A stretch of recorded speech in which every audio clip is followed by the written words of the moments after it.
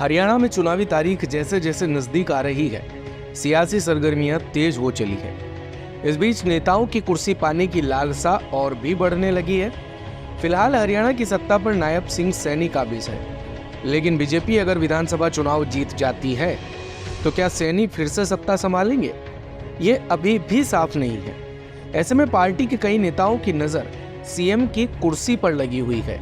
ये नेता खुल्लम खुल्ला अपनी कुर्सी की चाहत उजागर कर रहे हैं। इस मामले में बीते 4-5 दिनों के भीतर हरियाणा बीजेपी के वरिष्ठ नेता अनिल विज का बयान खूब सुर्खियों में रहा था, लेकिन मंगलवार को जब इस खींचतान में गुरुग्राम लोकसभा सीट से सांसद राव इंद्रजीत सिंह कूद पड़े तो चुनाव का मिजाज ही बदल गया।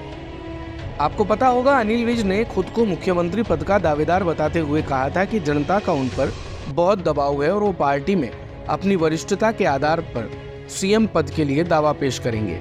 लेकिन इस बीच केंद्रीय मंत्री राव इंद्रजीत सिंह की दबी इच्छा भी जाग उठी है। वो भी अब मुख्यमंत्री के रूप में खुद को देखना चाहते हैं। राव इंद्रजीत सिंह ने कहा कि मैं खुद सीएम की कुर्सी चाहता हूं, क्योंकि यहाँ की जनता समझती है कि सरकार बनवाने के बावजूद उनको प्रतिनिधित्व नहीं मिलता है। राव इंद्रजीत ने इस बात को भी माना कि मुख्यमंत्री का पद कांटों का ताज है, लेकिन फिर भी वो इस ताज को अपने लिए चाहते हैं। उनका कहना है कि राज्य की जनता भी इस बात को मानती है कि उनकी लगातार उपेक्षा हुई है। आपको बता दें कि राव इंद्रजीत ने हरियाणा का मुख्यमंत्री बनने की चाहत खुले मंच से भी जाहिर की थी। वो बीजेपी उम्मीदवार के समर्थन में चुनावी जनसभा करने रेवाड़ के बावल विधानसभा क्षेत्र पहुंचे थे, जहां पर चुनावी जनसभा को संबोधित करते हुए उन्होंने अपनी इच्छा सभी के सामने रख दी। उन्होंने सीएम पद पर दावेदारी ठोक दी। उन्होंने कहा कि मुझे पता चला है हमें 14 से 15 सीटों पर बढ़त मिल रही है। बीजेपी को इतनी सीटों पर बढ़त पहले कभी नहीं मिली। बीजेपी ने शायद हमको इतना महत्व नहीं दिया, लेकिन अब मिल रहा है। उन्होंने हरियाणा की एक कहावत का जिक्र करते हुए कहा कि 12 साल में तो कूड़े का भी नंबर आ जाता है। हम उससे गए गुजरे तो नहीं है, हो सकता है कि अब हमारा भी नंबर आ जाए।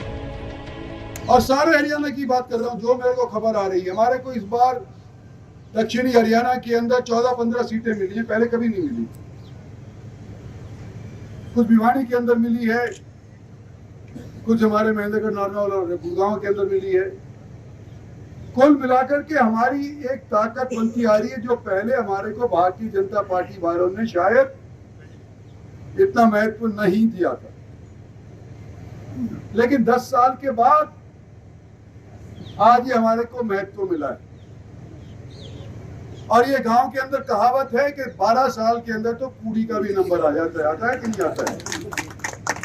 तो भाई 10 साल हमने भारतीय जनता पार्टी की सरकार बनाई, 10 साल, भाई कोई कूड़ी से भी हम गए गुजरे तो नहीं है। तो 10 साल के बाद हमारा हो सके नंबर आ जाए, तो जब भी आएगा जवाब आएगा, सहयोग करूंगा।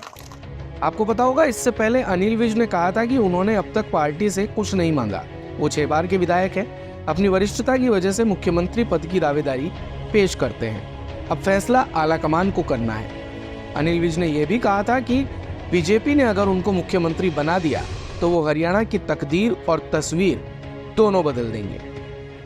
मैंने आज तक अपनी पार्टी से कभी कुछ नहीं मांगा है, परंतु इस बार सारे हरियाणा प्रदेश की जनता के कहने पर मुझे बहुत लोग आकर मिल रहे हैं और अम्बाला छावनी की जनता के कहने पर इस बार मैं अपनी वरिष्ठता के दम पर मैं मुख्यमंत्री पद का दावा करूंगा। बनाना या ना बनाना ये हाईकमांड का काम है, लेकिन अगर मुझे बनाते हैं मैं हरियाणा की तकदीर बदल दूंगा, मैं हरियाणा की तस्वीर बदल दूंगा। उनके इस बयान से हरियाणा बीजेपी में खींचतान के संकेत मिलने लगे थे, लेकिन अब राव इंद्रजीत सिंह के बयान ने तो पार्टी में खलबली ही मचा दी है। राजनीति के नगाड़े के लिए भारत कवरेज की रिपोर्ट।